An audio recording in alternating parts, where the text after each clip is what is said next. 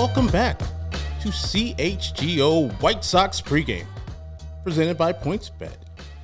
Use promo code CHGO when you sign up to get 2 free picks up to $2,000, 2 risk-free bets up to $2,000. I don't want to be giving away money for PointsBet. My name is Herb Lawrence. You can follow me on Twitter at ActonWall23. And to my left, camera right, it's Stephen Nicholas. You usually don't see him. You hear his voice, the voice of God. It's Stephen Nicholas I don't know about joining me on the panel. Stephen, how you feeling today? I feel great. You know, I got to say, these chairs are a lot more comfortable. You guys are treated nicely on the other side of the camera. Yeah. This isn't half bad. Hey, I get used to this. We're talent. Stephen, the White Sox are bad.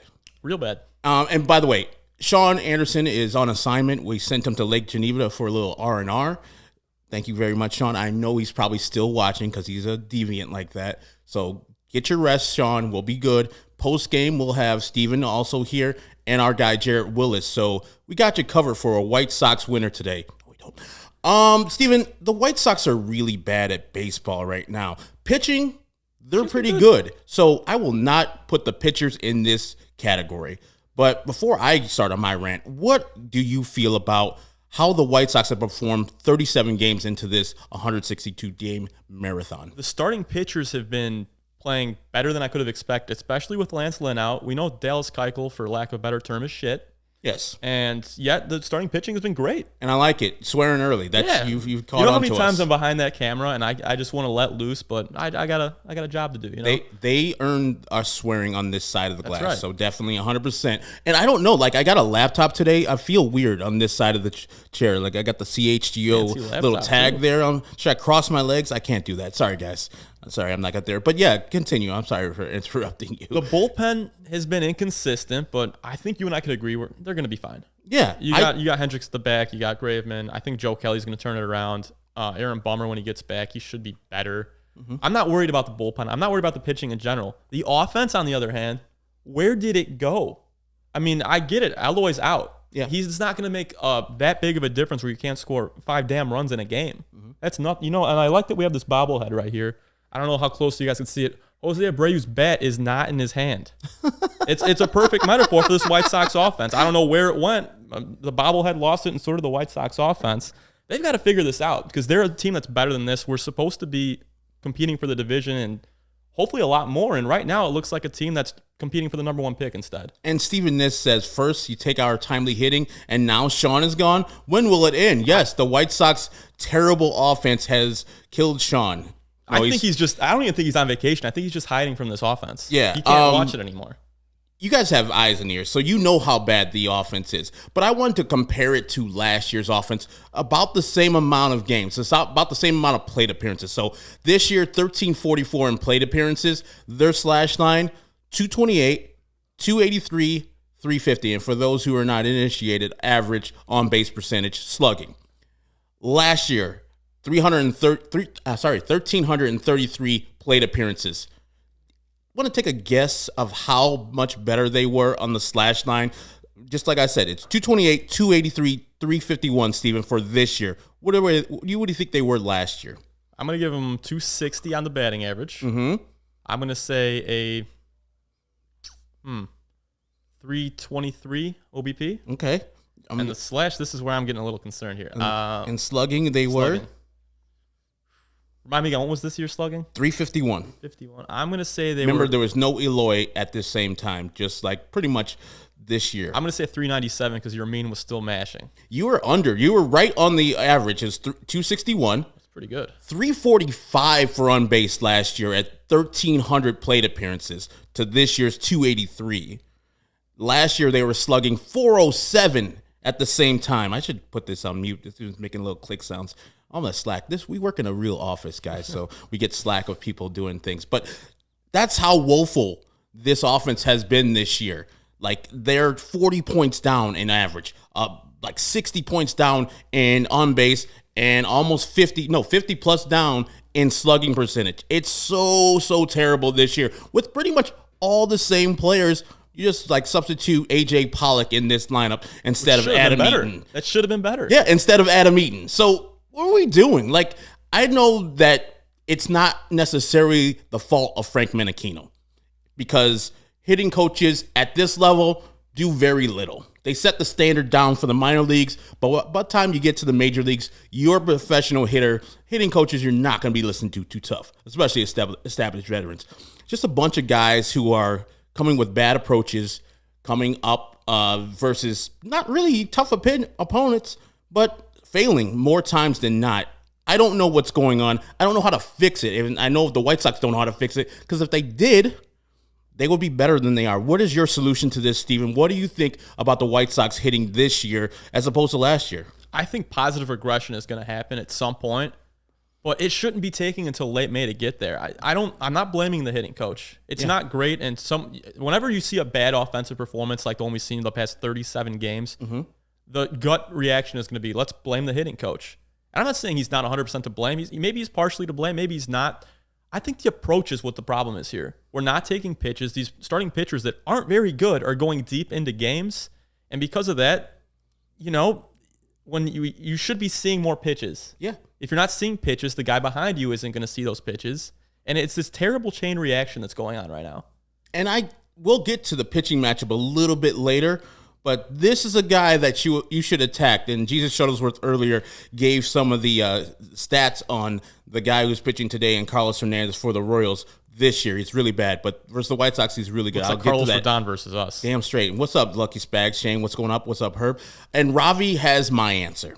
Set a regular lineup. Now, today's lineup, which we should just get to right now, is the same lineup pretty much that you should be seeing every day, sans Yasmani Grandal, because of, day game after night game. He'll get the rest, and Reese McGuire will be in there. So today's game, it'll be Tim Anderson leading off at shortstop, Yohan Moncada playing third base, batting second, Luis Robert center field, batting third. In the cleanup spot, Jose Abreu DHing today, getting him off his feet. AJ Pollock will be playing left field, batting fifth. Gavin Sheets at first base for Jose Abreu, batting sixth. Andrew Vaughn, wow, batting seventh. Seventh is better. Oh my God! I still put him a little higher myself, but it's better. I mean, he's in the bottom third still, because he's some bum or something. Now we know you have to take Larry Garcia out of the lineup to get Andrew Vaughn above 9. That's the only thing.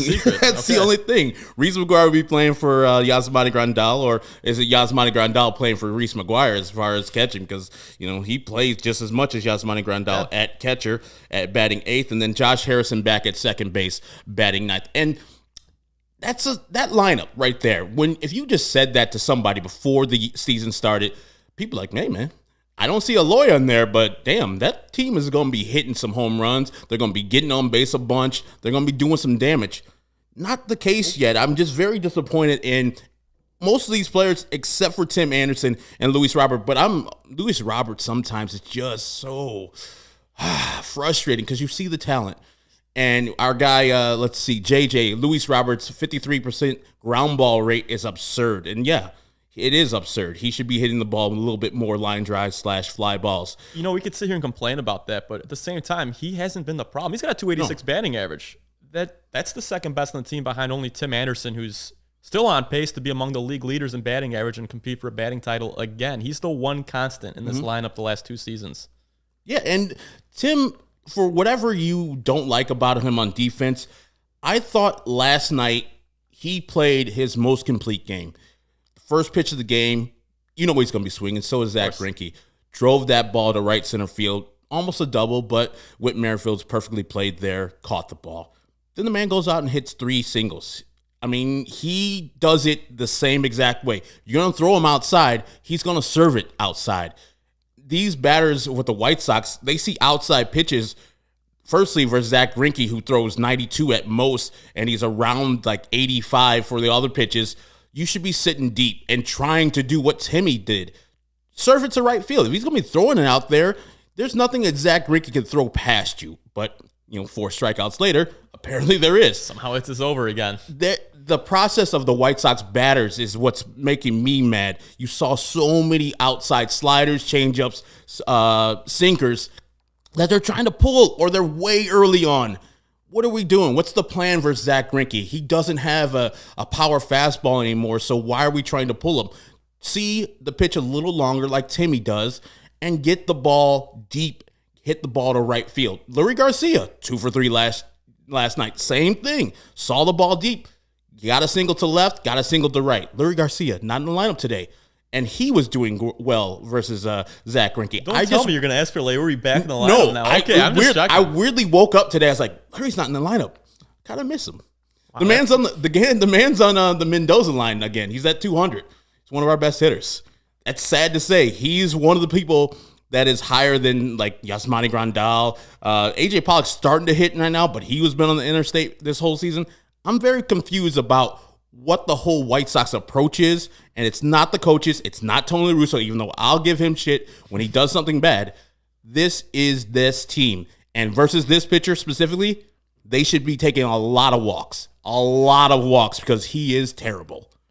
I couldn't agree more. You know what I want to see? I want to see some attitude. We haven't really seen that I don't give a shit type of attitude. Like we got the Tim Anderson bobblehead over here, the bat flip. I want to see something like that. Mm-hmm. Something to spark this team. We just haven't had one of those. I thought in that Angels game when they almost came back, that was the start of something. That they ended up going on, what was it, a 6-game win streak after that? Scoring 4 runs or less in each of those games, somehow. Yes. But I have yet to see that one defining moment where you say, that's where they turned it around. Mm-hmm. And I need something like that. Getting a little scrum, I don't care. Do something to show that you still give a shit. And I haven't seen that. And you're right. Do something different than what you've been doing. Because obviously it's not working. Your process is flawed. The results are flawed. The Royals lineup. It will be our nemesis, Whit Merrifield in right field. I don't like him. He's starting to get hot against White Sox pitching, who's actually done well this year. Andrew Benintendi in left field. Bobby Witt Jr., who hit a home run last night off of Lucas Giolito that got Lucas Giolito right, will be hitting third. Hunter Dozier at first base cleaning up. The guy who we were like, okay, Sal Perez is out right now. We were all happy about it. They don't have a hitter in their lineup. No. This Melendez kid, the catcher who hit 40 bombs last year in minor leagues, he's DHing today, so all he's going to be worrying about is hitting home runs versus the White Sox, which he's done twice in this 4-game series so far at DH. Rivera's at third base hitting 6. Jason Isbell, I want to say Jason Isbell, I know his name is Kyle Isbell. He's playing center field. He's done well versus the White Sox. Rivero's catching today. He was playing third base last night. Versatility over the Royals. That's nice. Really. And second base is Naperville Central's own Nicky Lopez. Got to get that plug in there. That lineup is nothing. That's not a real lineup. They scored 6 runs versus the White Sox last night, and Michael A. Taylor went on the injured list too, so that's why he's not playing. Why Isbell's playing center field. I look at the top 3 there. Merrifield, Benintendi, Witt. Yeah. That worries me a little bit, And then we'll talk about Melendez. I mean, he looks like Michael Jordan, not MJ Melendez out there. He looks incredible. Mm-hmm. He's making our pitching look worse than it's been, and he looks like an incredible hitter. The rest of that, though, I don't mind attacking any one of those guys. No. I want to see first pitch strike time after time after time, just like Davis Martin did. And they've really only hit the home runs that Melendez has hit, right? Or what Witt and Melendez have hit the home runs. There's not a lot of power in this lineup. Hunter Dozier used to have a little bat, but I haven't seen it as yet. And Sal Perez, even though he was a 50 home run guy last year, hasn't had that year this year, and now he's injured. The best way to support CHGO is to download the PointsBet app and use code CHGO when you sign up. If you do that right now, you'll receive 2 risk-free bets for up to $2,000. But that's not it. If you make a $50 or more deposit, first-time deposit, you'll receive free CHGO membership, which unlocks all our web content, and you'll even get a free t-shirt of your choice from the CHGO locker room. That's $2,000 in free bets, a free CHGO membership, and a free t-shirt from the CHGO locker. All for making a $50 first-time deposit at PointsBet. If you have any more questions, you can email PointsBet at pointsbet@allchgo.com, and we'll help you out. Your home for live in-play betting just got better. Introducing PointsBet's new feature, Live NBA Same Game Parlay. For the first time ever, you can build your perfect live NBA Same Game Parlay only at PointsBet.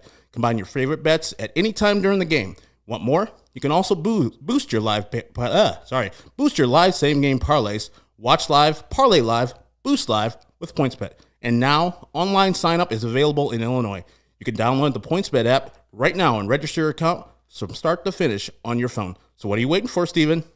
Well, I'm not waiting. I've been betting. Okay. I've been betting. Once the game starts, Steven, don't just bet. Live your bet life with PointsBet. That too. Gambling problem? Call 1-800-522-4700. Let's go to the pitching matchup. We've alluded to this. Carlos Hernandez. 0-3 with a 9.11. He has a 9.11 ERA versus Vince Velasquez, 2-3 with a 5.53 ERA. But you see that big-ass ERA from Carlos Hernandez. He is 3-0 with a 2.70 ERA in 5 career appearances versus the White Sox, 3 starts. This guy has the White Sox number. If anything will change the White Sox fortunes, anything will spark the White Sox offense, it's this guy who's given up runs aplenty. He's given up the most runs in the AL so far. Look at my guy, Steven. The most runs in the AL so far. And watch the White Sox go out and score 2 runs. What's your ideal on this Vince Velasquez Carlos Hernandez matchup? I hope we see the good Vince Velasquez. We saw him for 2 straight starts, and then his last start was back to what I assume is reality for him. Mm-hmm. So I hope we get some really good run support because I think we're going to need it here. Like I said, the Royals lineup doesn't scare me, but just the way this offense is going, 2 runs isn't going to cut it. Not with Vince Velasquez on the bump. I want to see the White Sox take pitches. Everyone but Tim Anderson. He could swing first pitch. I don't care. The results are there. He's batting around 330 right now. Swing away. Everybody else, I want to see take that first pitch. And if you go ahead 1-0, take that second pitch too. And that's a good point by Frank Russell. Who gets out of the rotation when Lynn comes back? Don't think they go 7 starters. These next 2 weeks will mean a lot for the Cueto, VV, Keuchel if they want to keep their spot. For me, out of those people, I mean, I know it's only been 1 start for Cueto, but he looks so sparkling in it. He's the guy that I put there because Vince Velasquez wasn't signed to be this starter. He was signed to be a long reliever spot starter. So I think he'll be comfortable going back to the bullpen and or just getting released outright. Keuchel cannot get released. I would release him. I would DFA him tomorrow, but the White Sox like $18 million, and they don't understand what sunk costs are. He has a value. Keuchel has a value. He's really good versus the Yankees. He has like a 2.06 ERA versus the Yankees in 10 career starts. So he'll keep him if you keep him on the roster, pitch him versus the Yankees, which they're doing on Friday. But if we're looking at 1 through 5, we got to go with Giolito. We got to go with Cease. Michael Kopech, who's on paternity leave. I don't know if he's had his child yet or his significant other's had his child yet. Lance Lynn, and then Johnny Cueto. What about you? I think Cueto's earned at least 2 more starts. He was sparkling in that first outing. Vince Velasquez, for me, he's the guarantee. I'm putting him in the bullpen. And, Keuchel, I'm going to give him a chance to dig himself out of this. I'm going to see if he could build on that last start. I don't think it's going to happen. No. But given his pedigree, given his career, everything like that, I think he gets 2 to 3 more starts for me. Lucky Spag says, I hope Dallas is still taken out of the rotation. Yeah, I don't know what he does otherwise, though. Like, you're gonna have 2 long inning guys. Yeah, that'd be really weird. It's a tough fit for the roster. The Sox are in a tough spot here, and the players could dig themselves out of it, but they're not doing that. And Jesus says Dallas can be DFA'd. Danks was in 2016 making $16 million and got DFA'd after 4 starts. I get it, Jesus, but who was the general manager at that time? Rick Hahn. He had to go to Jerry Reinsdorf and say, "Hey, man." Yeah, I made a mistake, brother. Or Kenny made a mistake by signing this dude instead of Mark Burley. Can we just get rid of the money? It's sunk cost already. Can we just get rid of him? It's going to be really hard for him to do that again and say, Jerry, yeah, man, that guy over there, Dallas Keuchel, we don't need him anymore. Can you just give him his $18 million and tell him to go somewhere? I think the Danks decision was easier too because he was battling some injuries. Yeah, his shoulder was not good. Keuchel's healthy. He's healthy. He's just not good. Do you think they're gonna give him that phantom injury? Oh man, Dallas, your back is hurting today. Oh no, back's fine, coach. No. Dallas, your back is hurting. Yeah, Mirai showed a flare up. Yeah, exactly. It's like, oh yeah, my back is hurting, guy. Yeah, I do get it. I think they did that last year with Dallas Keuchel, and he was not too happy. I think they did that also with Lucas Giolito. He's like, I don't need that. And so whatever they find a way to do, the pitching staff, whoever's that 5th starter, that person will do all right. It doesn't really matter if the pitching staff is out there throwing zeros if the offense is not scoring any runs. This is what I'm talking about, and this is what Steven said about this guy giving up the most runs in the American League. Carlos Hernandez has walked 15 guys and only struck out 13 in his 6 starts he's had already. He's given up earned runs of 4, 3, 3, 2, 6, and 9. He's never got past 5 1/3 in his 6 starts this year. This is the time to attack. Like, if you're going to be that team, that is ultra aggressive and you want to get back on track, this is the cure right here. Carlos Hernandez, I know he's had your number before, but guess what? You had the number of Daniel Lynch too before this, and he shut you down for 6 innings earlier this season. The White Sox need to see this guy as he is, with a 9.11 ERA, and make it go higher than that. More walks than strikeouts on the year as well. Yeah, that's so just... He's going to give you opportunities here. You just have to take advantage. We talked about it yesterday, too, the White Sox with runners in scoring position not being good at all. Well, that one for their last 21, I think Sean said, in the last in the last 21 at-bats with runners in scoring position. Last night, they got 3 hits, but only 2 runs because one of them was where Grandal was at second and he's station to station. He's not going to damn place. But let's go to our click to pick. I know we don't have a graphic for it, but today, I'm sorry, Steven, I got to go first. All right, go for it. The leader of this team is Tim Anderson. Tim Anderson sets the tone. These guys haven't followed him. That's a shame. I'm picking Tim Anderson because I know no matter what, arguments with Ozzie Guillen, a little spat before the game with the assembled media, getting defensive with them. Whenever there's adversity outside of Tim's world, the field is always good. And like I said earlier, he has played his best game last night all around. Defense, sparkling. It was so good. It was the Tim Anderson we were promised was last night on defense. He concentrated. He has the athleticism. He has the arm to get the job done. And that's why we go extra hard on him when he doesn't do the right things on the field, especially with the air. So I'm going with Tim Anderson today. Stephen Nicholas, who are you going with? I wanted to go Yohan Moncada, but I saw he's 1 for 8 in his career versus Hernandez. I'm going to go with a different guy that's going to be batting lefty today. I'm going to go with Gavin Sheets. I've been liking his at-bats a lot more as of late. He's got 3 home runs in, I think, the last 9 days. And granted, 2 of those were in 4 days, or 3 of those were in 4 days. But I think he's starting to put together much better at bats. And it wasn't too long ago that we were having a discussion. Who should we send down, Jake Berger or Gavin Sheets? Well, Gavin Sheets has more than held his own since then. Yeah, and that discussion was more, hey, what's Gavin Sheets doing right now? What's Jake Berger doing now? And the White Sox said, okay, Gavin Sheets can play right field and first base and designated hitter, and he happens to be left-handed, so let's keep him up there. And Jake Berger can only play third, and now we have our third baseman back. So bye, Jake Berger. I wasn't a fan of that move because they both deserve to go down, but Gavin Sheets has proven, like, hey, man, I'm still good. I am a solid player, and I've done better. And I heard the message you're sending when you sent Jake Berger down instead of me, and I've started to hit. If we were sending guys down based on merit, we'd have like 3 players in this lineup tonight. Yeah. So, and let's get to our betting segment with PointsBet. I'm going with Luis Robert to hit a home run. That's plus 350 right now at PointsBet.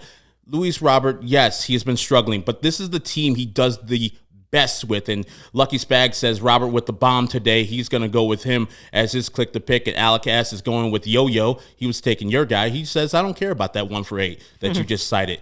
I'm going with Yo-Yo. That's my man's. I think that Luis Robert will hit a bomb today off of Carlos Hernandez. If not him, then when? Because those tough-ass Yankees are coming up on Friday. So, Steven, you have a guy that you think is going to hit a home run for the White Sox today. Do you think your man Gavin Sheet will hit a home run today? I was going to bet him 2+ bases. Okay. I like that bet. I don't know if he's going to hit one out of the yard, but I'd have to check the temperatures out there, see how. Maybe we'll check in with Vinny, see what it's looking like out there. If you out there believe that Gavin Sheets is going to hit a home run, it's plus 500 right now at PointsBet. So go there right now and bet with us. Please give me credit when you win your plus 350. Put 100 on it. That's a lot of money. That's nice 450 for yourself. Risk-free bet first. Mm-hmm. Yeah, exactly. Risk-free. Put all the money on it. Up to $2,000. You guys got money out there. That's why you're watching this show. So we're about to wrap up. The White Sox versus the Royals. Your prediction for today's game besides Payne? Oh, besides Payne? Oh, yeah. I was going to pick Payne right off the bat. I'm going to go. The White Sox do score 5 runs today. Okay. And they just barely eke one out 5-4. I'm going with the White Sox scoring 6 runs, but the Royals scoring 5. So it's a close game, 6-5. White Sox win, closed out by Liam Hendricks. You have a little fun, and you have a little momentum going to New York with your ace versus the Yankees on the bump, Dallas Keuchel. Mercy, I tell you what.